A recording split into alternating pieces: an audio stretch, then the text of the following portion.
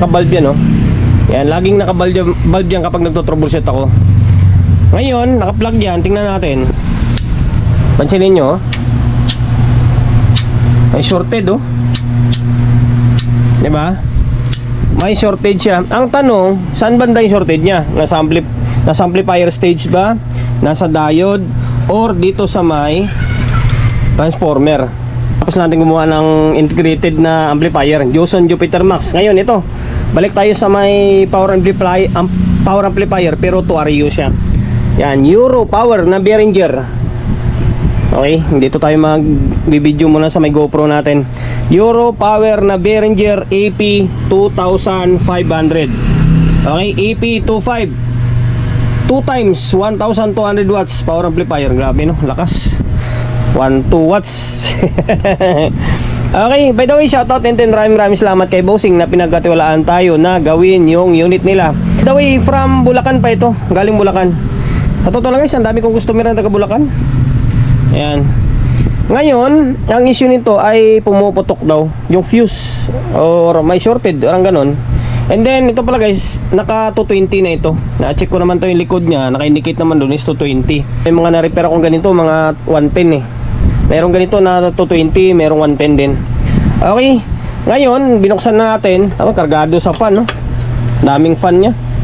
Siguro umiinit ito, kaya nilagyan ng fan. Ito guys, paalala ko lang, minsan yung amplifier kaya umiinit yan, hindi dahil sa biasing lang, kundi minsan na overload siya, yung below 4 ohms na or naka 4 ohms na amplifier. Kasi kapag below 4 ohms na, iinit na siya, nilalagnat na yung isang amplifier. Kailangan yung amplifier, kung amplifier mo is nasa 8 ohms hanggang 4 ohms, kaya pa yon. Pero pag below 4 ohms na, mabilis na siya uminit. Ang kailangan dun is yung mga amplifier na kaya mag-handle ng 4 ohms below na, katulad ng mga integrated katulad ng mga sakar amplifier. Ngayon, kapag ganyan na may pumuputok na fuse, gumamit kayo ng bulb. Ugaliin yung gumamit ng bulb. Okay, ako kasi naka-bulb yan, oh. Yan, laging naka-bulb yan kapag nagto-troubleshoot ako. Ngayon, naka-plug yan, tingnan natin. Pansinin nyo, oh. May shorted, oh. Diba? May shorted siya. Ang tanong, saan banda yung shorted niya? Nasa amplifier stage ba? Nasa diode? Or dito sa may transformer? Okay, yun ang alamin natin. Ngayon, ang diskarte dyan, pwede nyo bunutin ito. Itong mga sakit dito, kasi supply ito eh. From transformer, diode, tapos tatawid dyan dito. Kasi yung capacitor niya is dito, magkasama sa may board niya. Hindi siya nakasama dito. Ang supply nito hiwalay. Iba yung supply dito, iba yung supply dito. Ngayon, sabi ko nga bubunutin, o bunutin natin. And then ito guys, kapag nagbunot kayo ng mga sakit, tulad itong mga wire, tandaan nyo, picturean nyo, or maglagay kayo ng palatandaan na once na ibalik nyo, maibalik nyo ng maayos. Kapag hindi nyo kabisado yan, tapos wala naka-indicate dyan na kung anong mga sulat, mahirapan kayo. Okay, yan lang, bigay idea lang. Ngayon, bunutin natin. Naranasan ko rin yan, nung medyo bago-bago pa ako, bunot lang na bunot. Minsan problemado ako sa pagbalik. Yan, binunot natin to. Okay, isa pa, may naiwan isa. Dito tayo sa may channel 2 muna. Channel 2 or kabilang side. Okay, nakabunot na to. Binunot na natin. Tingnan natin kung ano magiging kalabasan. May shorted pa rin, no? Meaning, maaring dito yung side na may problema. Okay, maaring may problema dito na side. Ngayon, ang gagawin natin, ibabalik ko itong mga sakit dito, tapos dito naman tayo magbunot. Okay? Tingnan natin kung ano magiging kalabasan. Ngayon, binalik natin to. Binalik natin yung channel ditong side na to. Tapos dito, binunot natin, nakaangat na yan, ha. Yan, mga nakaangat na yan. Ngayon, tingnan natin kung ano magiging labasan. Nawala yung short. Okay, nawala yung shorted nya. Meaning, maaring dito yung problema. Okay, maaring dito yung problema. Kakalasin natin to, tapos troubleshoot natin. Baka mamaya sira yung mga transistor nya. Yun lang, yan, nakaangat nya. Okay, kinalas ko na yung board. Ngayon, ang una-unang i-check natin ay may shorted. Kung may shorted ngayon, tingin natin to ground, tapos ito yung ground nya eh. Tapos dito, antay kung may shorted to. Ito may shorted oh. Okay, tapos yung kabila natin, meron talaga yun.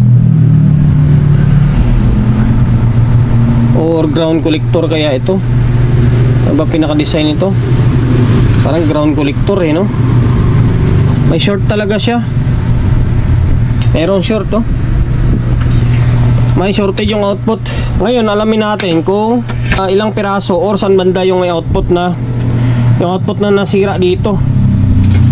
Okay, gagawin natin 0.22, 1, 2, 3, 4 1, 2, 3 4. Pwede naman natin angat to eh. Pwede naman natin tong ano, yung resistor lang iangat natin. Mache-check na natin ito. Paisa-isa yung output niya. Okay, para hindi tayo magtanggal ng output lahat. Angat lang natin yung resistor na lang. Yung 0.22 na 3 watts na nakalagay, no? Ito 0.22 rin ito. 1, 2 3, 4. Ito kasi 5.1K ito. Okay, angat ko muna. Nakalas ko na yung mga 0.22 sa may emitter nya. Ngayon, dito na side, sibak. Dito, bali 1, 2, 3, 4. Parang 4. Dito sa kabilang side, yung dito, buo. Bihira na yan. Pansinin nyo, ito to. Dito, may short to. Tapos dito shorted din. Tapos dito short yan, no? Parang 4 talaga siya. Tapos ito pang huli short din. Ngayon ito yung kabilang side. Itong kabila ay hindi siya pumalo, meaning goods yan. Baliktarin ko yung test probe natin. Pumalo pero hindi siya short. Yan o, hindi siya shorted. Tapos dito buo to.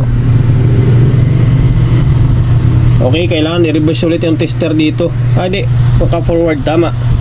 Buo yung nandito na side. Dito, 4 sibak. 1, 2, 3, 4. Okay. Ngayon, nagagawin ko is tanggalin muna natin yan. Tanggalin natin lahat ng output. Tapos, mag-double check ako. Nagpalit na ako ng output transistor. 4. Ito yung mga pinapalitan natin, oh. Ayan, C5200. Dito lang na side yung tinamaan, no? Napagtataka naman. Baka mamaya nagkadikit yung speaker out nito eh. Ngayon, na-check ko naman na parang wala naman ako makitang problema na. Kailangan na lang dito ay i-ikuan natin, i-testing.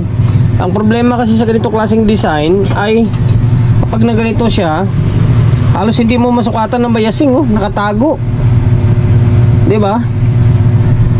Okay, bahala na, ibalik ko muna ito. Tapos testing natin para magkalaman na. Sana output na yung nadali. Okay, binalik ko na yung dalawang board. Tapos tinisting ko na, working na siya. Ang problema, mainit. Masyadong mainit. Baka siguro mataas yung mayasing nito. Ito na side, oh. Kaya siguro naninibak to. And then, pakita ko sa inyo, Kaya naka-normal mode siya, oh. Kaya siguro nilagyan nila ng fan to. Kaya siguro naiisip nila mainit.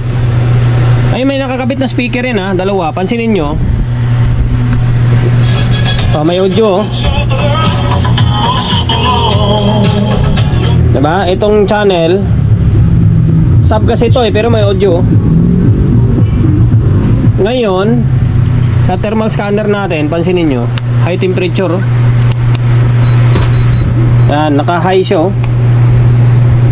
Dito naka 40 lang ito, 3940 lang. Normal lang to, dala lang ng init ng panahon eh.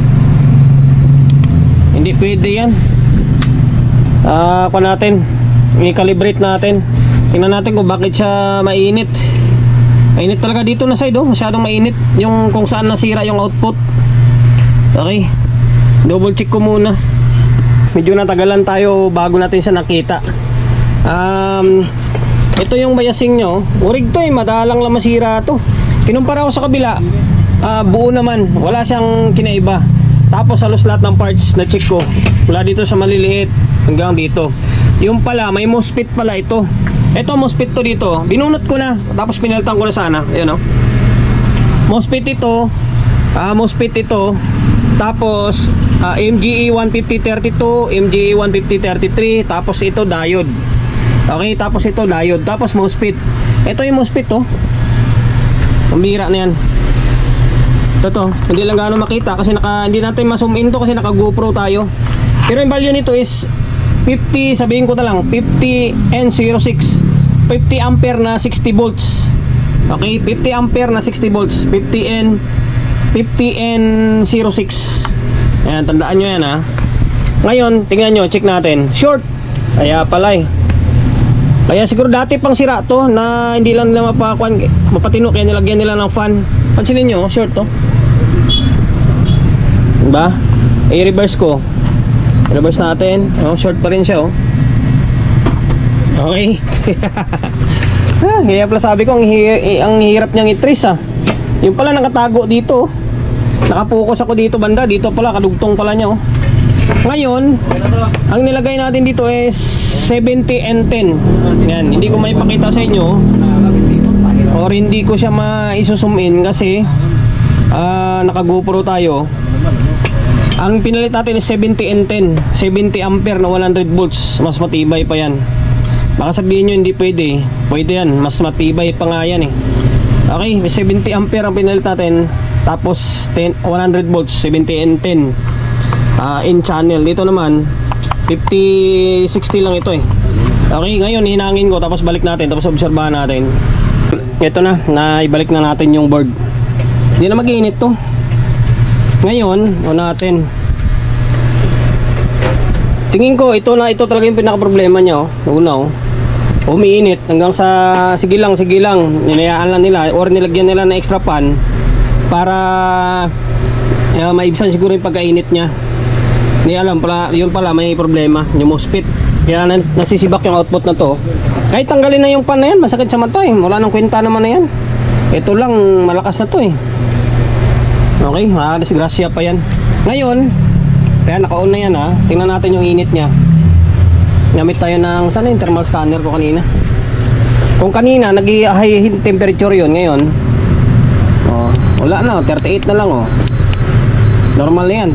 Kahit dito, 38 na rin to. Paras lang, oh. Dito, 38.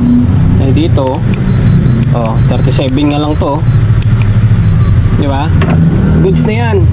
Ang hirap niyang hanapin kasi magpo-focus ka dito. Yung pala, sakop pa pala niya yan doon. Yung MOSFET tsaka yung diode. Okay?